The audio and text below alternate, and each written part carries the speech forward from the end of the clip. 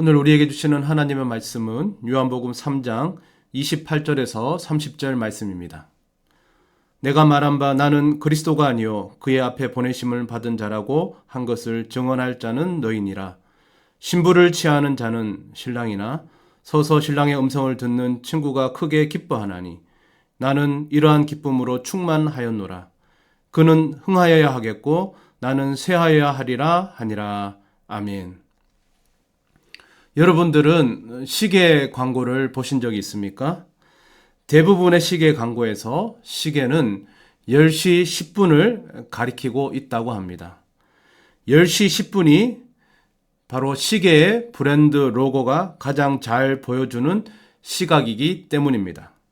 이처럼 시계의 시침과 분침은 단순히 시간을 알려주는 것을 넘어서 브랜드의 로고를 빛나게 하는 역할을 하는 것입니다. 오늘 말씀의 주인공인 세례 요한의 삶도 이와 같습니다.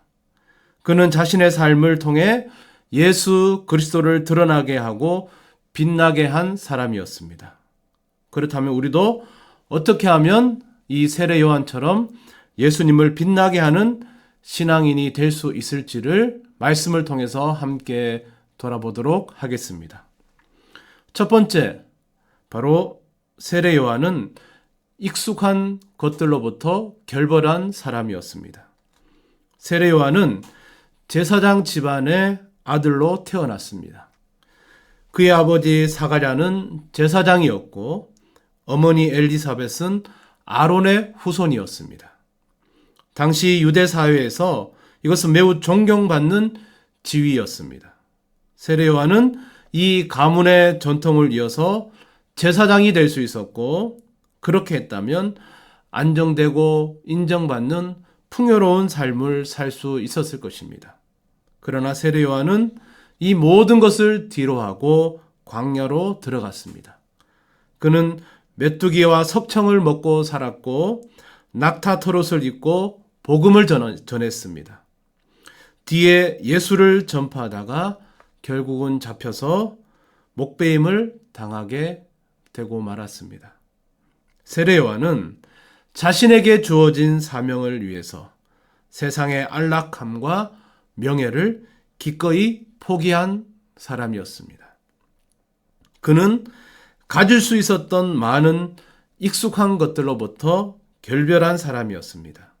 그런데 그보다도 익숙한 것으로부터 결별한 분이 계셨습니다. 바로 예수님이셨습니다.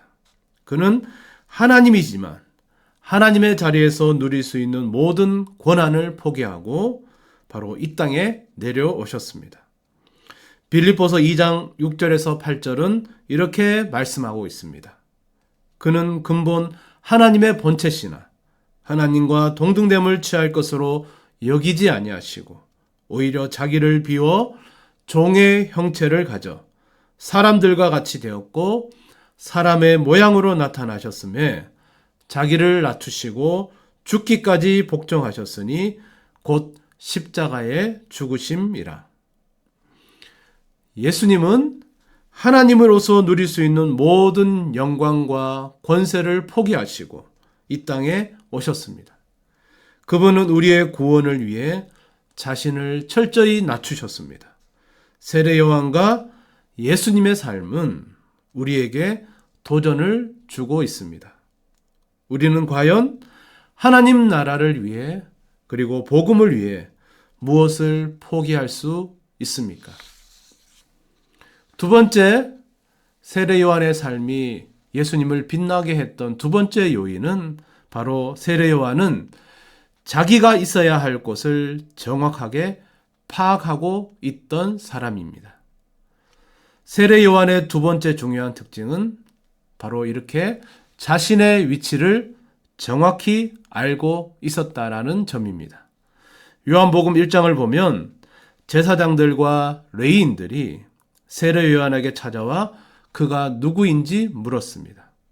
그들은 그가 메시아인지 엘리야인지 또는 선지자인지 물었습니다.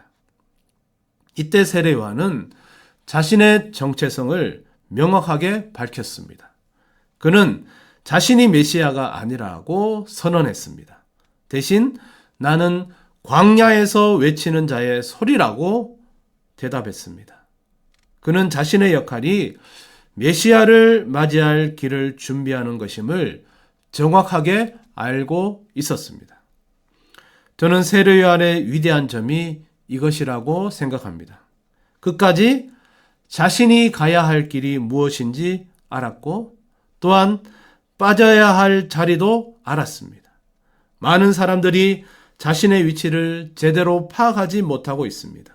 어떤 이들은 자신의 능력을 과대평가하여 교만에 빠지기도 하고 또 어떤 이들은 자신의 가치를 과소평가해서 소극적인 삶을 살기도 합니다. 구약의 사울 왕을 생각해 보십시오. 그는 처음에는 겸손하고 하나님을 경외하는 왕이었습니다. 그러나 점차 자신의 위치를 망각하고 교만해졌습니다. 결국 그는 하나님의 명령을 어기고 다윗을 질투하여 그를 죽이려 했습니다. 사울의 최후는 어떠했습니까? 그는 전쟁에서 패배하고 비참하게 자결하고 말았습니다. 반면 세례 요한은 끝까지 자신의 소명에 충실했습니다. 그는 예수님에 대해 이렇게 말했습니다. 그는 흥하여야 하겠고 나는 쇠하여야 하리라. 이는 세례 요한이 자신의 역할을 정확하게 이해하고 있었음을 보여주는 말씀입니다. 우리도 세례 요한처럼 하나님 앞에서 자신의 위치를 정확히 알아야 합니다. 예수님을 위해 떠나야 할 곳과 떠나지 말아야 할 곳을 구분하는 영적인 능력이 있어야 하는 것입니다. 여러분의 삶은 어떠합니까? 여러분은 예수님을 위해 무엇을 포기할 수 있습니까? 또한 여러분은 하나님의 나라에서 자신의 역할을 정확하게 알고 계십니까? 시계의 시침과 분침이 상표를 돋보이게 하듯이 우리의 삶도 예수 그리스도를 돋보이게 해야 하는 것입니다. 우리가 어디에 있든 무엇을 하든 우리의 삶을 통해 예수님이 높임 받으시기를 소망합니다. 기도하겠습니다. 사랑의 하나님 아버지, 우리에게 세례 요한의 삶을 통해 귀중한 교훈을 주심을 감사드립니다. 우리가 이 세상의 안락함과 명예보다 주님의 나라를 먼저 구하게 하시고 항상 우리의 위치를 바로 알아 겸손히 주님을 섬기게 하옵소서. 우리의 삶이 예수 그리스도를 드러내는 아름다운 도구가 되게 하여 주시옵소서. 예수님의 이름으로 기도드리옵나이다. 아멘.